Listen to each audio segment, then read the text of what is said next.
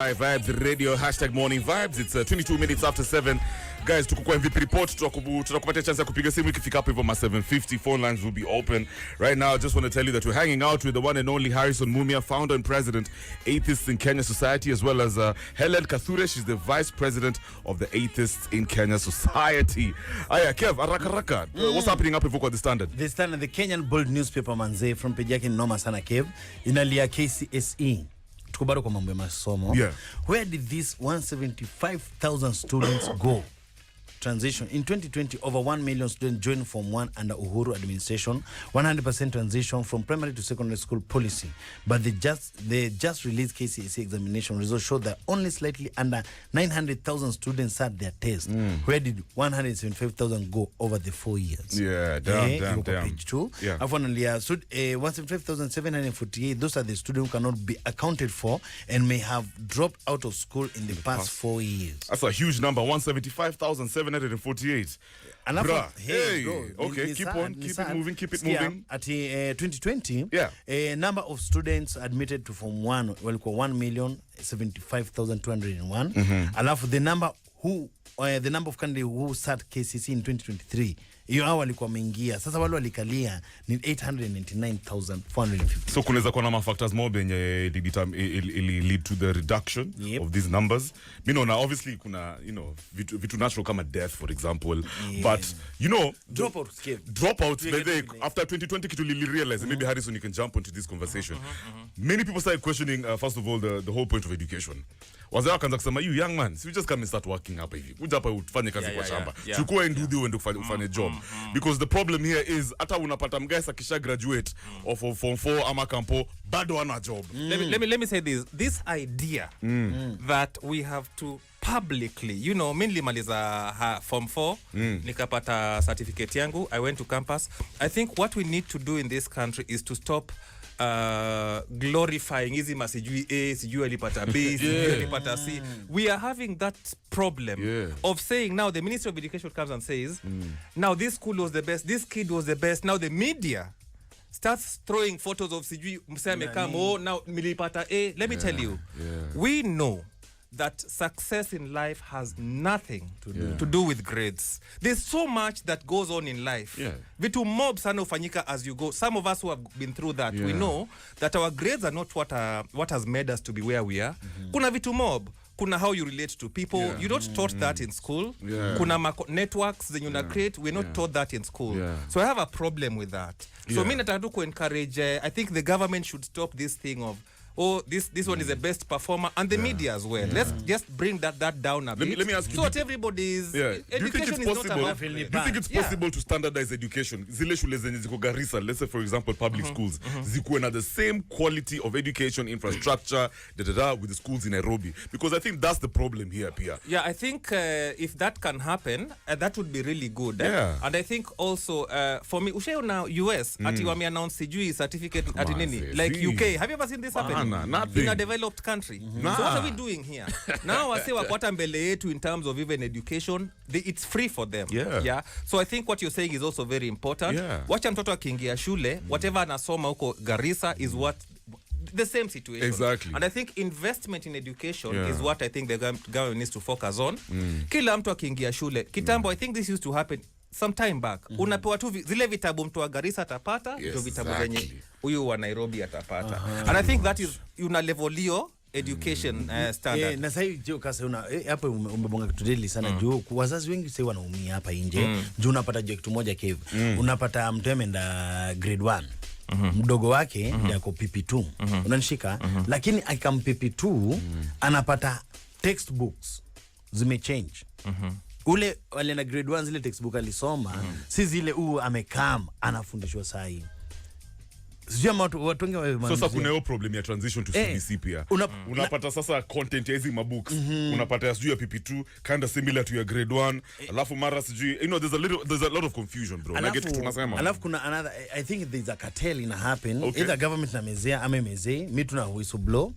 Unapata wanasema for example, hii grade 1 ya shule yetu tunasoma kitabu imeandikwa na publishing ya The Standard. Unanishika? For example. Example ya PP1. Unaget? Alafu unapata tena the next school hawatumii hii PP1 book ya the standard. See what I'm talking about? It's not standardized. Wako na ya taifa sana. Private schools wako na zao. Yet ni story bado moja ya CBC. It's crazy. Na nilikuwa nikiwaambia, okay, nikiwa nimekuambia from way back. Wadosi wanafundishwa STEM. Watu wanafundishwa CBC ambayo hadi saa hii haijaeleweka vile inaenda. Nilisema hiyo transition itakuwa na noma, Kev. Sindio? Yeah, until it settled down, we're probably going to see, and that is, for example, unachiki vile watu walipata ma-ease. Ati 48,000 students got ease. Jana nani alisema nini? Johnny. The reason they got ease is because this is the bunch of walikuwa form 1 vile tulikuwa hiyo time ya COVID. Corona. And so they've never really settled. Majority of candidates wenye wali sit for exams last year, these are kids wenye waliingia form 1 hiyo time ya COVID. They have never settled. They've never felt like they're studying in a good environment, for example. Kuna mashida, a lot of hiyo trauma bado iko ndani yao. Hiyo trauma bado ina affect. So I think for the next few years, simply because we're also transitioning into CBC, we're still gonna have a lot of failures. But my message to all the Form 4 after the announcement of the results, all the Form 4 wali sit down your exam, you are not your grades. Absolutely. I just want to pass that message. You are not your grades. All right, so sir, Raka Kev, because I can see we're running out of time. Let me just tell you what's happening on the Daily Nation. More pain as NSSF rates set to go up. Wanasema confusion as the first year of implementing the NSSF Act 2013 lapses this month. The Ministry of Labour and the fund are yet to inform employers and employees about how the next level of new high deductions is to be arrived at in the graduated plan that will eventually take away 6% of workers' salary. This story is on page 7. And then Raila to craft new coalition for 2027 race, says Wandai. Yes, National Assembly Minority or Leader Opiyo Wandai, in a wide-ranging interview, reveals that his boss, Azimio leader Raila Odinga, is planning ahead of the next elections. And that's probably why we also saw yesterday Raila akiwa na Jimmy Wanjigi. You know, this is what Raila is very good at. Redefining himself, getting into new coalitions. But yoni maneno tutaongea baadaye.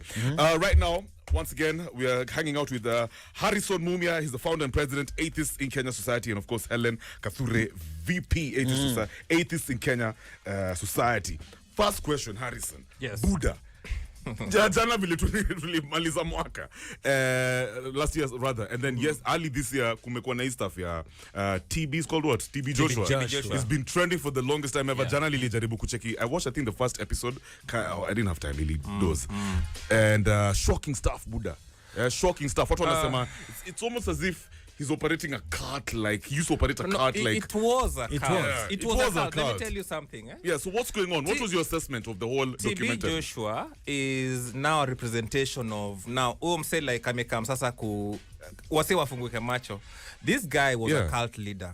Yeah. I was watching something about how he started your church and it was synagogue church. Yeah, even the name itself tells you what he wanted it to be.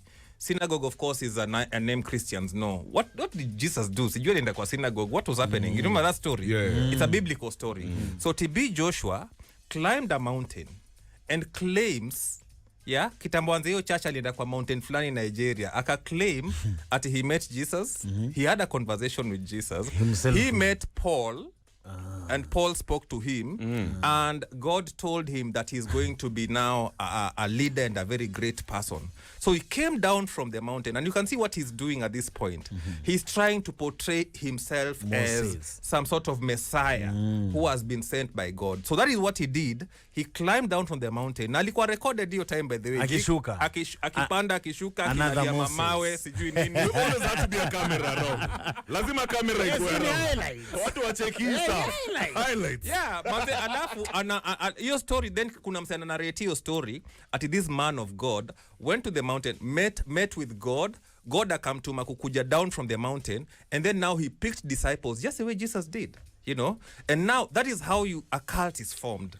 A cult is formed when somebody tries to portray himself as a higher person than the normal person. Yani wewe unaongea na God, when mse uko na connection na God different from us wengine. So when he came down, formed this church, over the years millions of people, see Africa peke, Singapore, UK. Look at that documentary. Yeah, I'm actually very Guillaume surprised. Demray. South Africans wali believe umse ni mse wa God. Until yesterday, this guy is a rapist, man.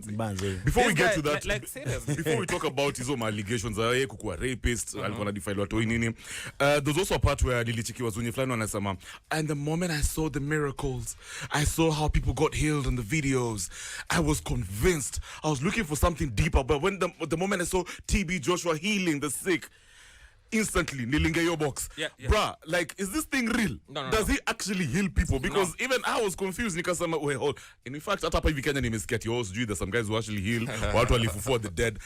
Harrison, are these things real? What is going on? Let me just honestly let me be very clear. There is nobody who has the power to heal anybody. It's just something I want to be clear about. Now, what normally happens is, it's very simple.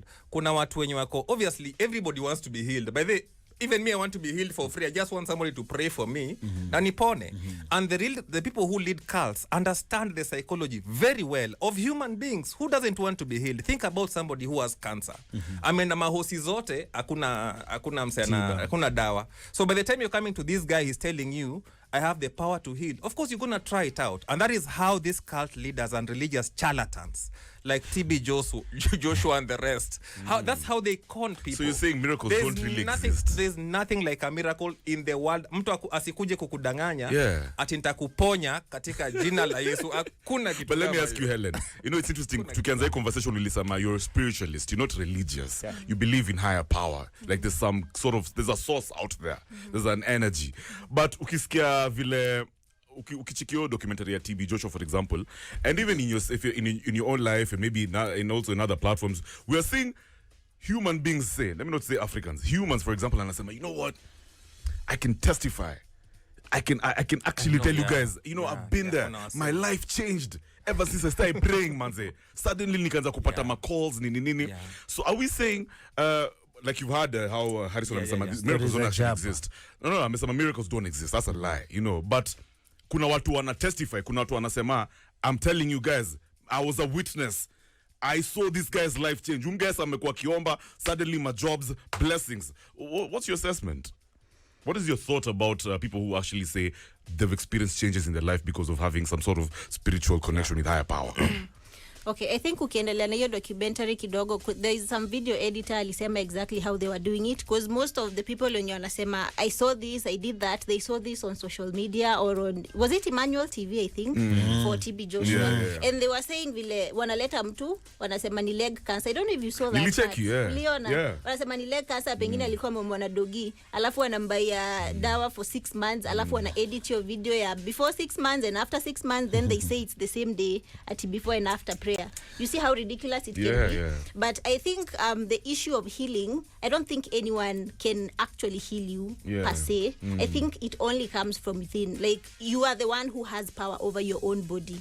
You are the one who has the connection to your own source. The difference between you and someone who tells you mimi niko na sijui nini, ni eti probably one, amejua your psychology and where to get you, or two, able to get to their own source, and now they're making you think that you have to come to me to get to the source. It doesn't exist. And the thing about TB Joshua did not shock me at all. Or TD Jakes or Shakahola. Why? Because if you look at history, if there is anything that has threatened humanity, it has been religion. More than even diseases. What about those people who witness wanasema their lives have changed, wamechiki blessings in their life simply because of maybe following the doctrine of a certain master, anacheki ma blessings happen kwa life yao, vitu ka hizo. Ama kuongezea kivo, kuongezea msisi I don't know. Msisitizo ndio hiyo kuongezea hiyo kivo, ama ni hizi highlights za au wase wanasema wamekuwa healed witnesses. Uanga wengi pia walikuwa trained. Absolutely. Wameenda wamesomea kitu wamepatana kila Wednesday si upatana church. Tuna practice vile hii Sunday. Wewe utakuwa ni story ya cancer, wewe utakuwa ni story alikuwa na AIDS, huyu alikuwa sijui na nini. Unashika alafu sasa we practice how tutaifanya. Unajua tumekuja kusema watu they don't believe it. Cajun preacher. Let me just answer your question here. The people who wanasema genuinely they felt the change. I will tell you one thing for sure. Once you're able like to get the benefits of actual spirituality. Yeah. You will get a change in your life once you're able like to connect to the source on a personal level. The thing I have about religion, like the issue I have with religion is that inakupeanga to snippets to dogo that they work. Akikuja kwambia, if you do this, if you love your neighbor, if you love yourself, if you pray, there are some actual bits that work. So ukipata these small bits that work, you think that everything works. Let me just And that's where clarify. Let me clarify what comes she's in. saying. Right. Here's the thing. Hata sisi wenye mi kama main atheist, si ati naendaga hosi ugonjwa zangu zote. There are times when I'm unwell and then I get well. A lot of times actually. Nah, it's just my body that has the capacity to heal itself. You Nothing know? complicated. Actually, you know, kuna wase wengi walienda injection ya COVID, wengine hawakuenda. It's true. HIV AIDS, people are in contact with this people, wengine wanakuwa wagonjwa, wengine wana nini. So, you know, the body has a capacity to do that. But I think what happens is you go somewhere, somebody prays for you, you feel unwell, you feel well, then you think that it is the prayer that has healed you, which is not the case. Your body has just generated enough antibodies to deal with the disease that you have. So I think pastors realize this tactic. You look at a situation, take advantage of what is working within people, and then use it to drive a narrative that prayer works, it was healing. Now that is one part of it. The other part, of course, is the acting, where they now actually do videos. Pastor T.B. Joshua was very good at it. Just bring up people, and you know, in the documentary, people are coming from all over and anawaingiza kwa place. They train, do videos, run the videos. Now, who will not believe? You want to be healed, as I've told you. Wase wataka kuwa healed. So that lack of hope, driven by these videos where somebody is just touching people, they are falling off like ants sprayed with. Let me ask you something, insecticide. Harrison. Ukicheki some of the Kenyan religious leaders, some of these greats, wanakuanga very famous, wanakuanga following ingine biggie. Always that on our screens. Some of them I don't even want to call out their names, but regardless of hizi vitu zote watu checking kwa ground shaka hoda sijui nini, unapata pasta alipatikana kwa place flani akidefile mtu nini, Pasta alidedia kwa nini, pasta ama alidedia kwa place flani, you know. Mbona wa Kenya hawa questioning hizi vitu maze? It's almost as if we're just blindly following these guys. So the blind faith which we have in, not just in Kenya, this thing is like all over, especially in Africa. I think it's driven by, tumedu statement leo, by the way, we did a press statement, and we thank the BBC for, you know, highlighting this issue. The problem is, in Africa especially, hatuna hiyo hope. We don't have structures to make us have hope either in the government. Everybody is looking for something to cling on. Uko na mashida, we know the poverty levels, we know the rates, the diseases we have in Africa. We know Africa is where we are a third world country. So she does a third world ni zile, you know, hunger, we have conflict. Now, if you put all of these things together, you come to the point where, okay, we're even turning to the government, cost of living is going up. So unashindwa, where do I get hope? So a lot of Africans obviously are looking for hope in church. And you know, when you're looking for hope, you're very desperate. Now, if somebody comes and gives you hope, religion is a tool that has been crafted to give people hope in the absence of everything else. And that is the basic reason why religion is thriving, why people like, I don't want to mention them also, but why some of his followers work on a massive following. Unamsema amejita prophet. Msema kishajita prophet, anaenda mahali ana hold a big nini, sijui ni crusade. Wase wanaanguka huko, wengine wako na crutches. And then everybody is looking, is like, hey, manzi, let me also go to this. Kama mimi kuna moja nakumbuka, niko tu hapo, niko vitu zangu voke, zimeripoti na watch kamuka kanaendelea, amepewa mainstream TV kama 3 zinaoneshana jo story ya mtu mmoja, unashika mkutano ni kubwa, bendera kila mahali, and I was like, hey, jamaa pia ni great, unashika na nikafuatilia hadi saa zile alifanya miracle. I was like, hey, nyam notice mtoi hakuwa anaona, juu ni mtoi blind, ameanza kuona. Sasa pastor na yeye pia kwa bahati mbaya haku notice kuna watu wana watch na wameenda shule. Na tuna notice, anauliza huo mtoi, I can see you pastor, watu kwa analia bro. Mtoi ameweza kuona madhaki hadi ashikia amefaint. Mtoi wake anaona for the first time. Mtoi anaulizwa, what color is this? Anafanywa ka handkerchief hivi ka blue. Analia, blue watu washikiki voke anaonyesha wengine white hii ni ya red, by the time anasema ya green whether ni ya crowd in a behavior. People were crying, Buddha. Bro, people were in a frenzy. So they've mastered this art. Unanishika? Yeah. But mimi nikiwa pale na watch na shindwa, but umtoi kama jai uona amejuaje hizo rangi. Anajua hii ni kalamu, anajuaje?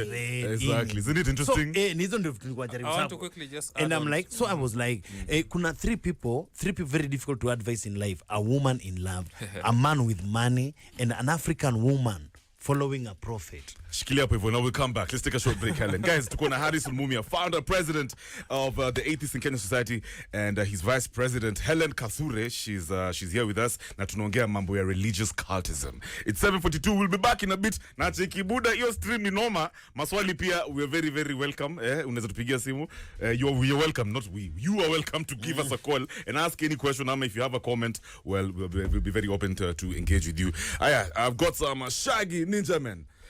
Church Heathen to the kasi. More vibes to keep.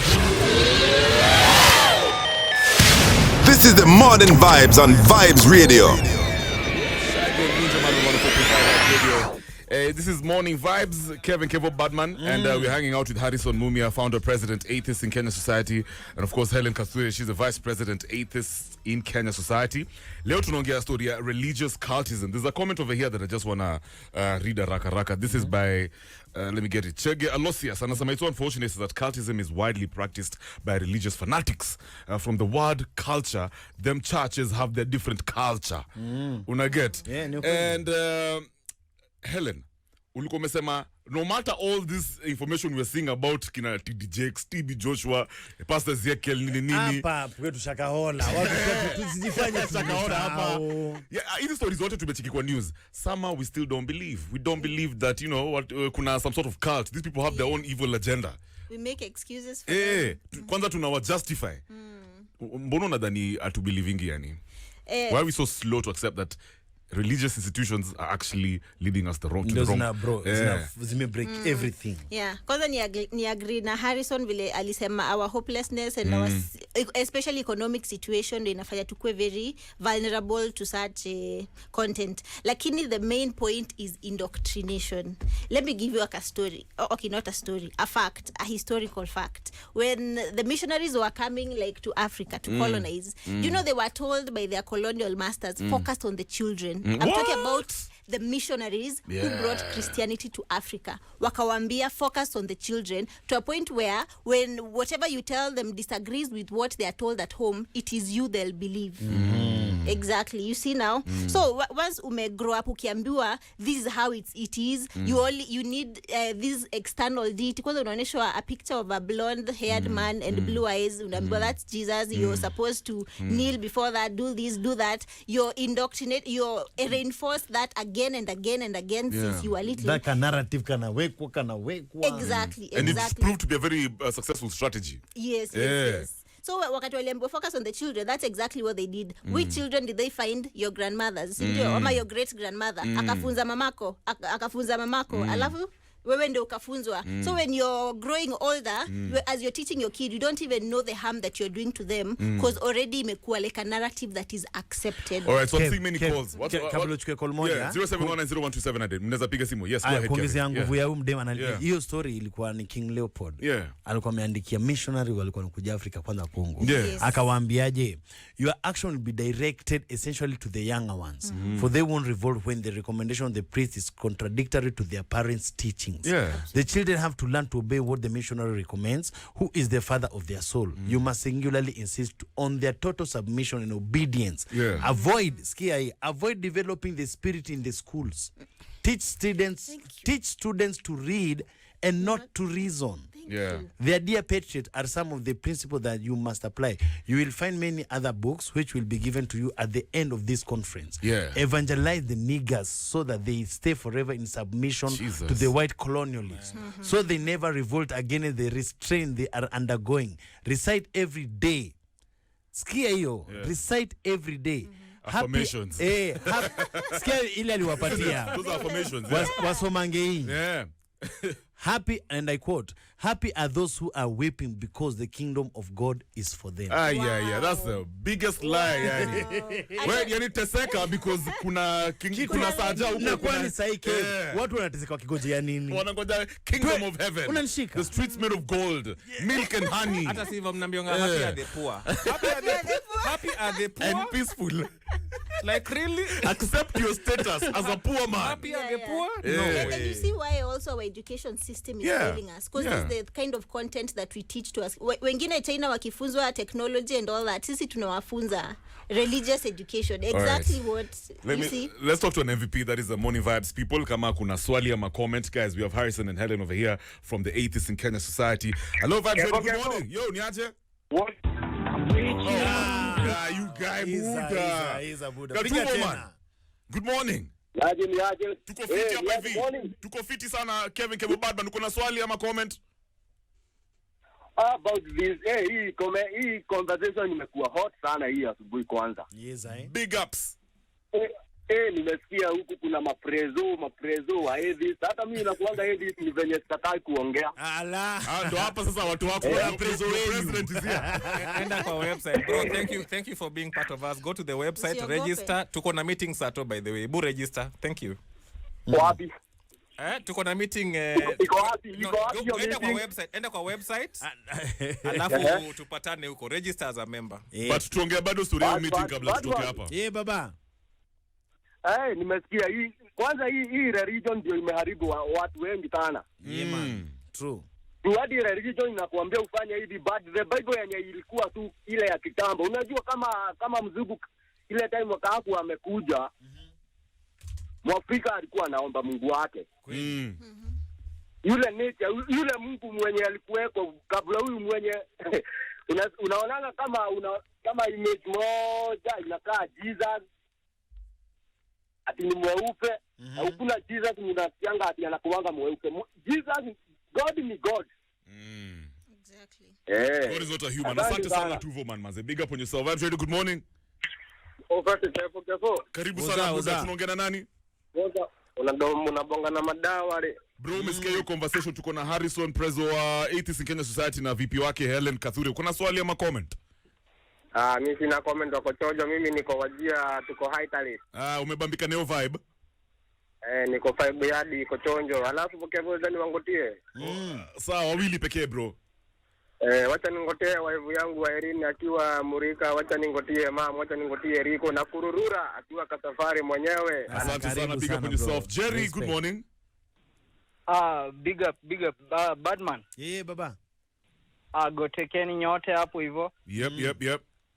Sasa nimepiga tu haraka ni comment juu hiyo conversation. By the way, simge invite mjamaa hiyo party nyingine. Yeah. At least it becomes more balanced. I'm very disappointed. No, Jerry, listen. We didn't want you to I'm very disappointed. Jerry, listen. Skiza wewe ngoja. Umepiga simu Buddha. I'm telling you, hatutaki kwa debate. It's a conversation. Tutakuwa na mguys wa religion pia next week. Ishapangwa bro. Maze. All right, that is Jerry. OCS kutoka Meru. Good morning. Yes, I. Karibu sana Buddha. What's the comment ama swali? Big up. Comment yangu. Yeah. Nasikia hapo hivi tumepatana na wa culture. Sasa sikia.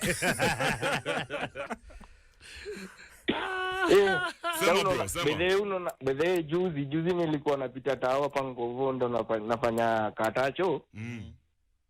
Mimi napata mapasta wamebook kwa hii stage ya kuuzia vitu, unaona?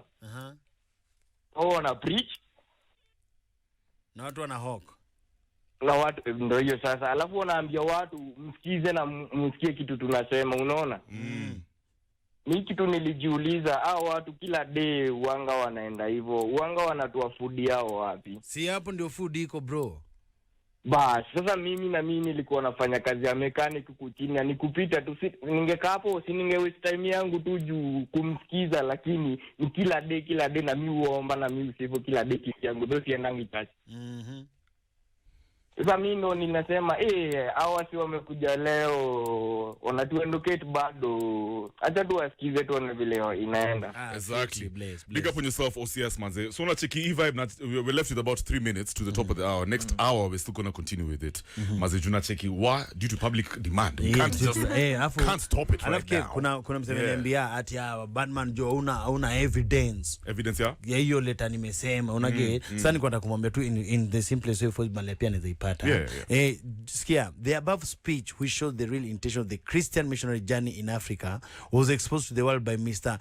Mukouni Muikwani Bukoko, born in the Congo in 1915 and who in 1935 while working in the Congo bought a second-hand Bible from a Belgian priest who forgot the speech in the Bible. That's interesting.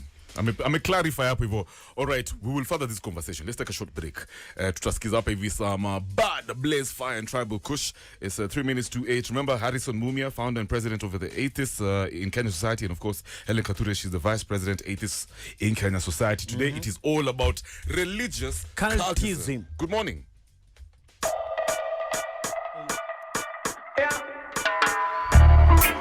Morning Vibes, where you are the MVP. No negative vibes.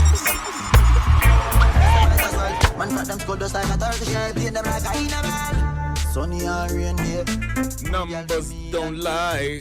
Popcorn on 104.5 Vibes Radio. It's a TBT situation right here on #Morning Vibes. Yeah. At about 10 minutes after 8. Good morning, Kenya. Good morning, Africa and the world.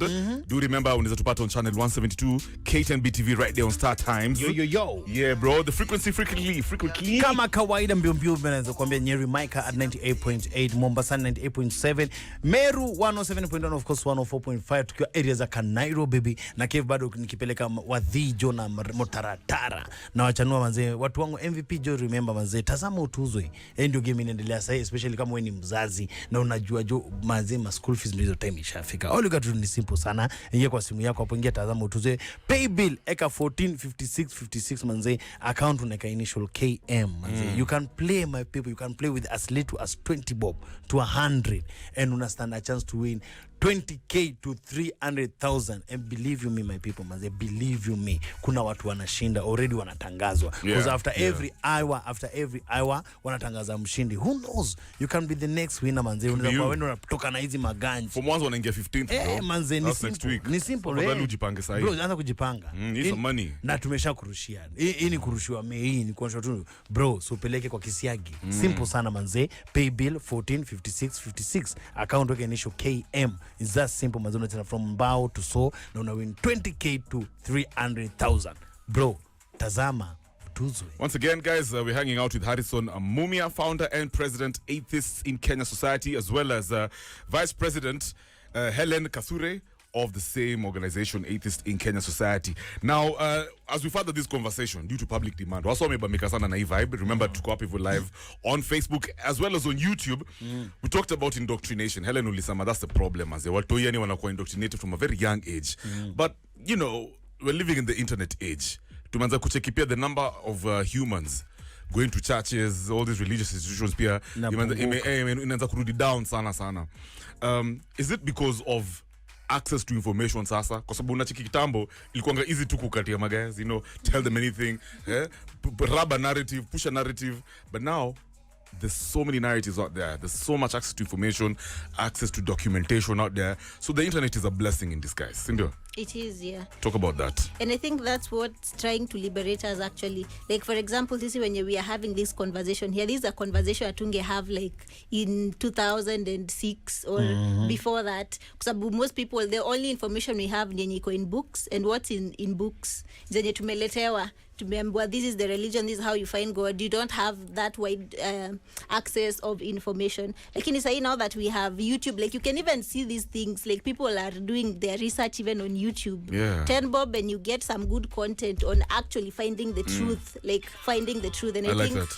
Yeah. And I think that's what inatusaidia kidogo, but still we have a long way to go, kwa sababu hata kama like there is good content on the internet, it does not negate what you've been taught as a child, like in a course what is called cognitive dissonance, where you're getting new information that is factual, that you know it is true, but there's also something you've been taught since you were a child. Na ukienda nyumbani unaambiwa na madhe hivi ndivyo kuko. It doesn't seem to make much sense, but sasa unapata there is this confusion, where do I go now? And I think that's where we are supposed to tell the youth now, you need to be confident in the truth that you find, because most people, they get afraid of it. I like how you said, where do I go now? Guys, anajiuliza, for example now Harrison umesema, I think we are all here in agreement that religion inakrakisha society. But kuna msana tusikiza anasema, okay Harrison, I like how you're vibing. Helen, good stuff. What's the alternative for me? Say for example now it's 2024, beginning of a new year. Nataka sasa good energy, nataka kujiweka huko nje.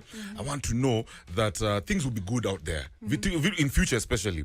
So if you don't want me to believe in in my pastor, in what I've always been taught, what's the alternative for me? I think this is where Helen comes in, and he has written a book talking about spiritualism. I think much as I'm an atheist, I think we need just to realize we have the power as human beings to determine what we want to be. You have the power within you, and that is what she always talks about. Right. Spirituality is really about you are the creator of your own reality.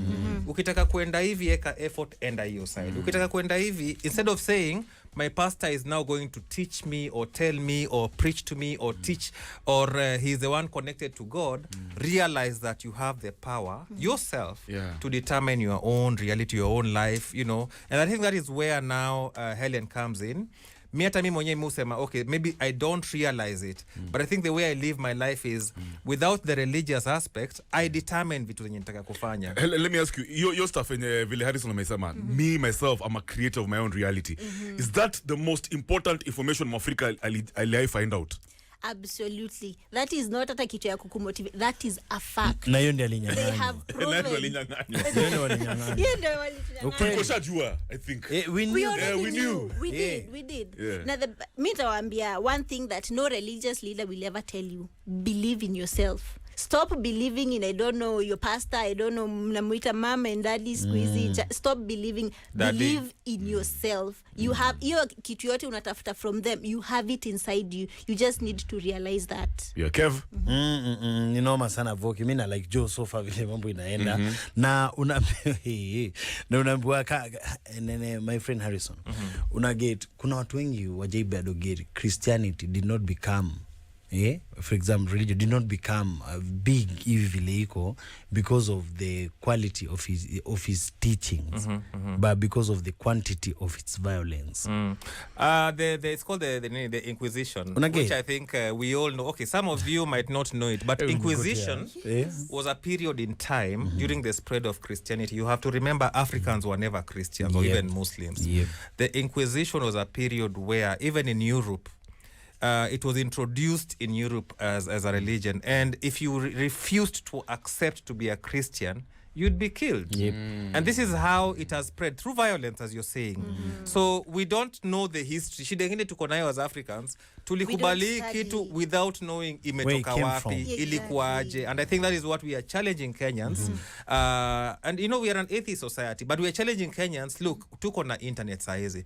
Mtu akikuja kwambie, nataka ukue Christian, nataka believe in Jesus, ask yourself, how did this religion start? How did it spread? And even why are there so many religious groupings? Hakuna ati Christianity aina moja, SDA, Catholic, nini. Lakini wetu Mungu ni mmoja. Mungu ni mmoja, lakini ukikuja huku down, huyu ndio pastor wa hii church, huyu ndio pastor wa hii dini nyingine, wote sijui nani, pope, nini. Then you ask yourself, what is all this? What is going on here? Kila church iko na god wake. Kama SDA ilianzishwa na msemo mwingine US. Juzi tu 200 years ago. You know that thing for SDA, Kev? My dad is an addict of that society. Ako ndani. Yani isolate. You're planning something as a family. We're on a reason very different. You're a black sheep. Tuna plan stuff as a family. My pops is like, you know, my church, oh my God. I'm like, yo, daddy, this is not a religious affair. Please stop talking about this SDA thing. Akajam na mimi. Ilianzishwa na msee. Read about the history. Some American guy. American dude. Na hiyo ndio that dude. Na hiyo ndio watu wengi wamekosa kufail ku understand. Especially mimi narudi to my African brothers.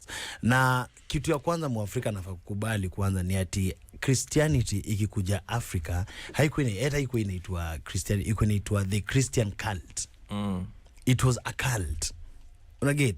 Na ile violence walitumia spread hadi saa hii ndio the same violence inaendelea. Tumeona kwa TB Joshua. Tumeona hapa Shakahola. Madaktari wamefanya watu postmortem bro. Wanapata watu wana lack some vital organs. Ni ukweli kuwa religion imekuwa ikikava human trafficking. Ni ukweli religion imekuwa ikikava human harvesting program na business ambayo imekuwa kiraniwa na very very big people. Ni ukweli ati wamejificha na dini saa hii, hakuna mtu anataka kuangalia mbele. Yet these people, they're becoming rich and rich and rich every day at the expense of their congregants. At the expense of the congregation. Where we stand, bro. Tunajitoa kwa hii noma. Helen, you have something to say? Especially with regard to TB Joshua. You know, nilisikiza jana, I took time there's a daughter, TB Joshua alikuwa anabonga jana pili mwana kwa BBC. The daughter is not like the real father. Ni step somehow. Ni step daughter. Soro alipata mtoi na some, you know, another lady, which is not even a problem, but aliambia huyu daughter sitaki watu wakujue. Cause wakikujua utaniribia reputation. The daughter now came out to speak about the father, you know, about the things she knew. Mkienda muachio documentary, the daughter's older now. Ni mkubwa lakini amekuja saa unaweza vitu BBC ilifanya. The daughter actually talks about them. So, you know, things or what the father used to do. And kuna temata daughter yake ali challenge budaki, what are you doing? Budaki akamwambia nyamaza, usiongelee hii story. Let me ask you something, Harrison. Unachikizi vitu zote si ubonga. Obviously, this is in a context of religion. But pia, there's something I've noticed. There's like a pattern. There's always, in society, there's always a guy who's very expressive. So, Jamaa ata stand out. And then somehow, people will just listen to him. It's like, oh my God, show us the way. So, alinadai kukuliza ni, maybe Helen will also jump in. Are humans just naturally followers of good or bad? Good question. Are we just, because atu kichiki politicians, I mean, how silly can we be? Msa anaenda on stage, ati ana dance, and then atasema quote ingine, and then the whole crowd goes crazy. Until ukika chini, for example, if you went to that crowd, if you went there, urudi home, umedu seme, you know, I was so stupid. Umsa anasema nini? He's talking gibberish, but somehow, ili relate na crowd yote, thousands of people. My question is, are humans easily duped to do anything? Ata tumecheki ma land grabbing. Somebody comes and tells you guys, hapa hivi kuna land flani, you know you can do this, kamini mubai. People go and get loans, millions. Somebody will tell you, hey, you know what, guys, let's fast to enter heaven. And people fast and even die until death. You go and tell people at your OSG, I'll take you to Canaan. Are humans naturally just followers? The straight answer to that. Yeah. There's a philosopher in 1878 wrote a book. It's called Friedrich Nietzsche. I know Friedrich Nietzsche. Yeah, so he examined the world the way you're asking. He was also an inquisitive. Akauliza hiyo swali, aka-examine the world and he came to one conclusion.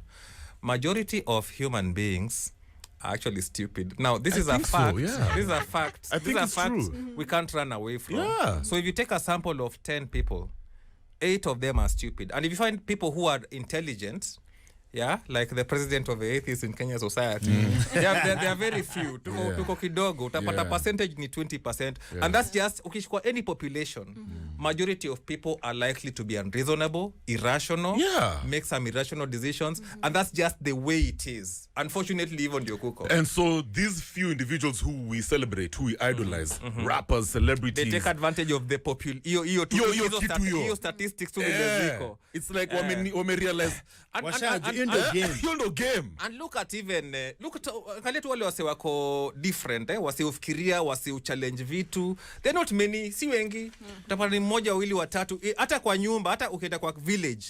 ni msee mmoja utapata najaribu kuchallenge vile vitu everybody the black sheep the black sheep kwa rondi wangara wewe tu ni kumesemwa wacha tuende hivi kumesemwa hivi mzee alisema you know that kind of thing. So Harrison, on your take tuieke tu vile iko plain watu wanatusikiza hapo nje, unamaanisha religion ni mboka?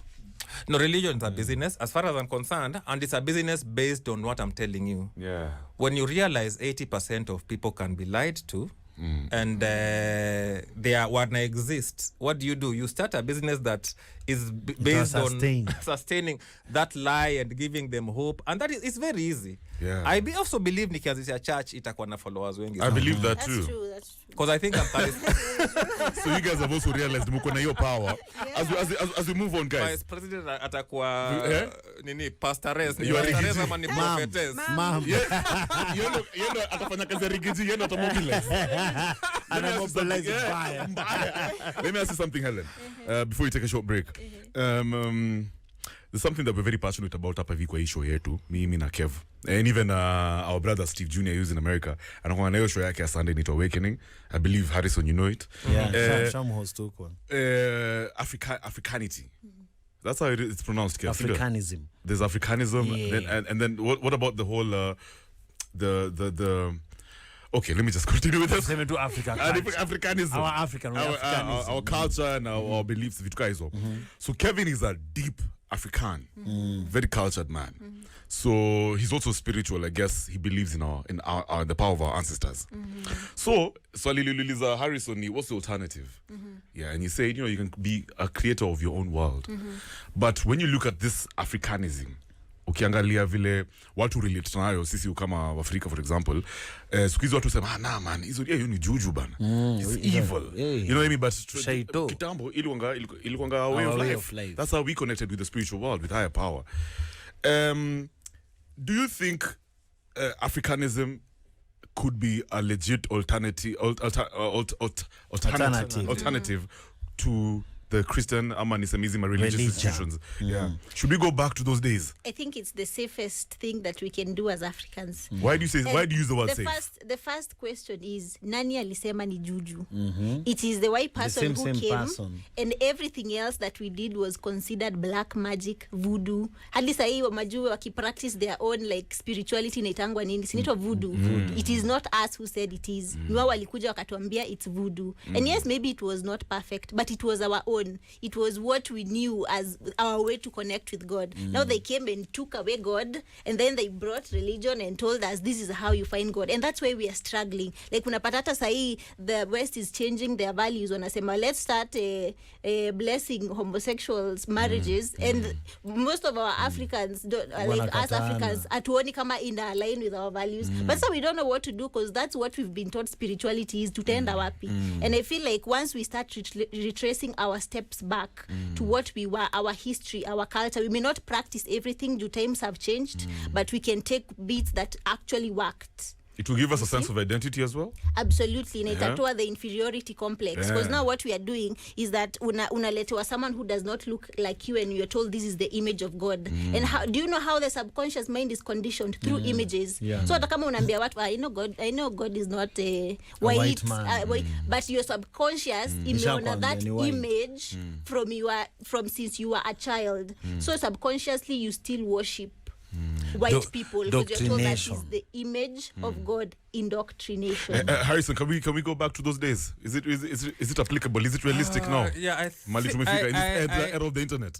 I think we have sort of moved on, because me kwambia mtoi saizi anze kufikiria ancestors wake kurudi nyuma is very hard. Like I'm just thinking of even like a child mwenye ana grow in this environment, internet nini vitu mob, unamwambia okay kuna ma great grand walikuwa na believe hivi, itakuwa hard mtu kurudi huko. Okay. But I think what we need to do is to teach where we came from. Our history has been erased from our consciousness. We don't know our history. Ukiuliza msee, okay, Africa Waluya walifika wapi? We don't know how they lived. We know more about the European history than our own. Up to the 9th century unaambiwa king wa Europe sijui alikuwa sijui France alikuwa sijui nani. 9th century, 10th century.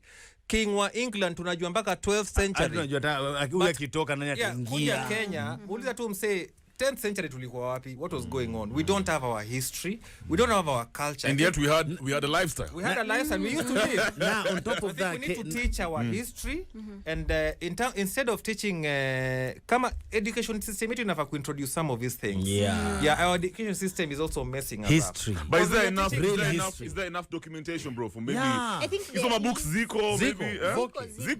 There is a lot of documentation about Africans. For example, you know, this has been passed on. If you talk to some people who are old, some of these old people know, because kuna vitu zimekuwa passed on. We know how we used to, for example, circumcise.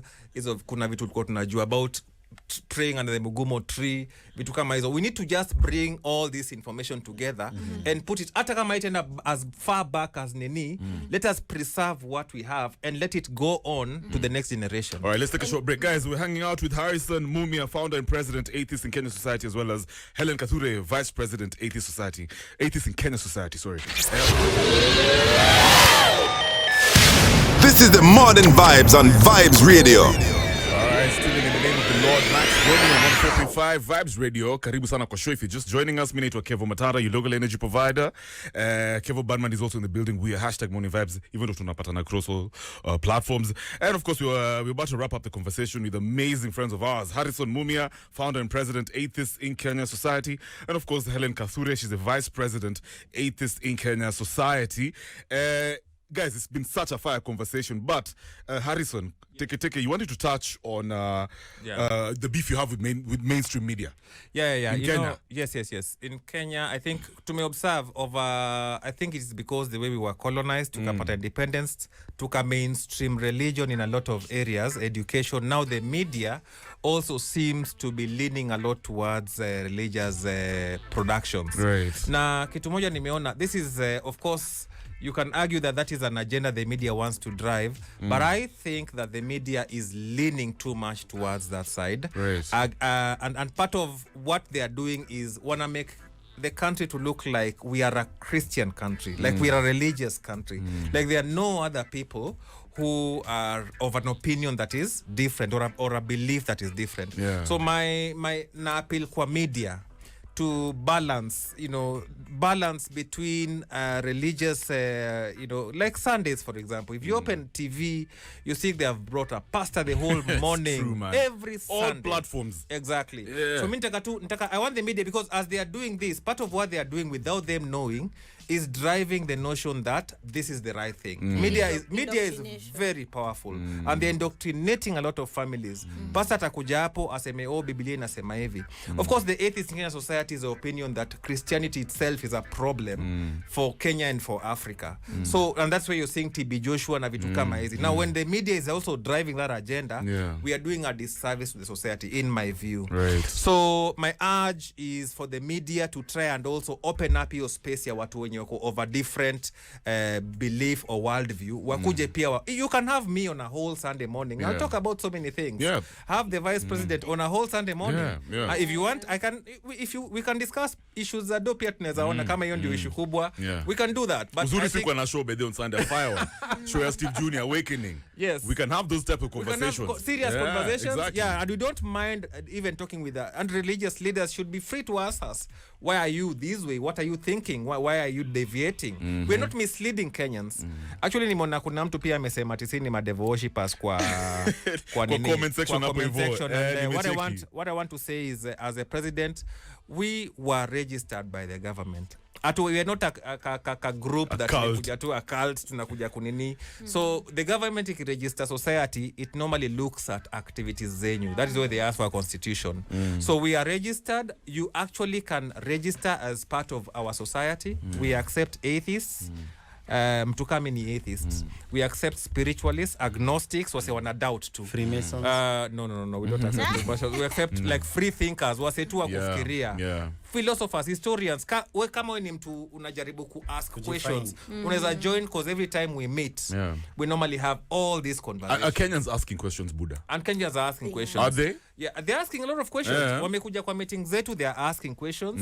We are having conversations. Nice. The third thing I'll also say here is we normally have events. Kuna watu wajui, we exist and we have events. Nice. So as you go to church on Sunday, kama wewe ni msuendangi church and you want a forum yenye unamitu watu wenye wako over different view from religion, come to our meetings. Tuko na meeting hii saa tu. We meet at the Emory Hotel. Tutakuwa kuanzia saa 10. Kuja kunywa chai, take a drink, talk to us, share your, kama unatoka familia yenye wako religious sana, unaona niaje, I cannot come out, you know, wameniambia nikikuja out sijui kutendaje. Come, there's a community for you. There's a community you can join. You guys are very, very welcoming. Ama mnakuanga elitist. Tuko welcoming sana. Unajua kuna mtu anasikiza anasema najua huko unaenda kupata tu na wazungu. Mahipi. Ama wanafanyanga vile church. Watu wanaingia wanaanza kujaza nyumba.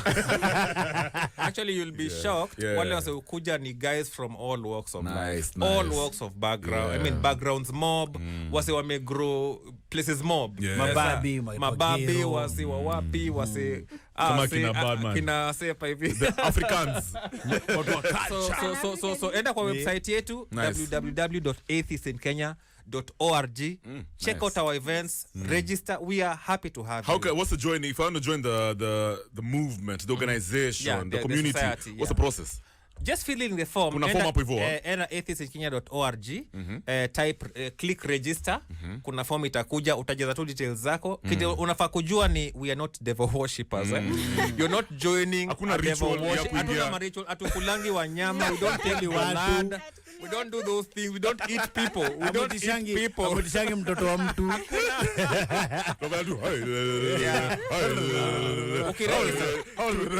Tukidance around a bonfire. Kando. Actually utakuwa surprised ukijoin. Tutakusupport sana kama wewe ni mse unapitia mashida fulani, especially religious, like unapata maybe ulikuwa church ukapata uko na ma challenges huko, ulidanganywa nini, we can help you, even have a counselor. Nice. Kama uko na legal issue job, maybe kuna msema ameniandikia anataka barua ati alikuwa anatafuta sijui nini hizi ma bursary. You know, for you to get a bursary in this country, you need a letter from a pastor. Wow. I mean, I'm telling you the truth. So somebody wrote to me akaniambia niaje, this is wrong. And as a society, these are the people we protect. You don't need, it is wrong for you to require that you need a pastor's letter for you to get money, taxpayers' money from the government. That is very wrong. So we support a lot of things that we are doing. We have been to court. We have challenged a lot of things in court. Yeah, we've seen. We've won. And ukuja kwetu tutakusaidia sana. Families za jua saizi unapata kuna Muislamu mahali. We have ex-Muslims. Nice. Now ex-Muslims wanakuja, you know, my family nini tunapitia shida. Me I'm an atheist, I'm a spiritualist, but kwetu ukiwaambia hivyo, they excommunicate you. I'm sure. So ukikuja kwetu, we'll take you through a process. Helen, I like that. I like that, Harrison. Thank you so much for that information. Alafu Helen, kuna book fulani umeandika. I want more details about that book, maybe where we can buy the book. Napatikana wapi? Yes. So, this is the book I've authored, inaitwa Illuminate the Mind. Umebeba? Good one. She got you one. Oh, thank God. Jesus. I'll thank myself. Helen Kathure. Yes. So what's that book about, Helen? Uliandika when? It's been in the market for almost 2 months now. Yes. It's new, it's fresh. Umesema title ni? Illuminate the Mind. Oh, uli settle on that title? As I was doing this, ilikuwa research for me on how to handle my mental issues. Like I was going through like a hard time hivi. Depression. Exactly. Na sahi iko on the rise sana. Unaona? So as I was like finding research how to help myself, na nikaona, by the way, I've come across a lot of things. Finding yourself. Exactly, finding myself. I've come across a lot of things that inaweza help someone else out there. Yeah, so I decided like to put it. At first, I was kama itakuwa book. Then I was like, give us one thing that you found out, for example, like a quick 10 seconds, maybe I'm at 20, you can just talk about it. One epiphany ulikuwa nayo ukasema, hii inaweza kuwa knowledge fiti sana Wakenya wakajua. Okay. Yeah. So, in this book, nimeandika about how the mind works and the connection between the mind and spirituality. There you go. People think that spirituality, you need to go to some building, I don't know, to somewhere to talk to them, ati wakuonyeshe God. But you come to realize that spirituality and the mind ziko intertwined, ziko pamoja kabisa. So hapa I've shown how the mind works, why most people are drawn to religion religion even when it is not working for them. How does that work? The issue of trauma, how to heal trauma. And we've said also, this is the year of awakening. We believe as Africans, we are awakening this year. How do we navigate through the awakening at a period where everyone seems to be like fighting, they're asleep and fighting people who are awake. Yeah, and if you need that community of people, you feel like you're going through your spiritual awakening or you're awakening in any kind of way, you need that community. We are providing that community as well hapa kwa AIK, Atheists in Kenya. Yeah, so the book pia inaongelea about spiritual sovereignty. Oh, nice. Yeah, where you do not need to go to someone else for your spirituality. Your time here, we need gurus and messiahs is gone. You can find God on a personal level. So how do you go through that? How do you navigate that? That's what I've put aside. Fantastic. Tunaweza get wapi?